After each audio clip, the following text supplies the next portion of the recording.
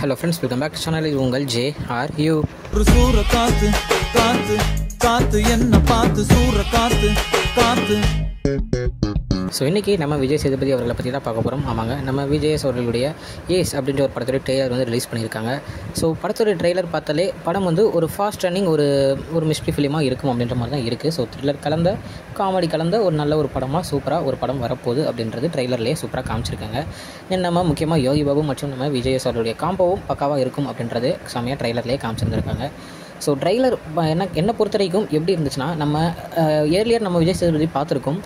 ஒரு காமெடி கலந்த ஒரு கேரக்டர்ஸ் பக்காவாக பண்ணுவார். அதே நேரத்தில் ஒரு எமோஷன் கேரக்டர், ஒரு சீரியஸான ஒரு கேரக்டரையும் பண்ணக்கூடிய ஒரு ஆள். ரெண்டும் சேர்ந்த ஒரு படமாக இந்த படம் இருக்கும் அப்படின்ற மாதிரி தான் இருக்குது.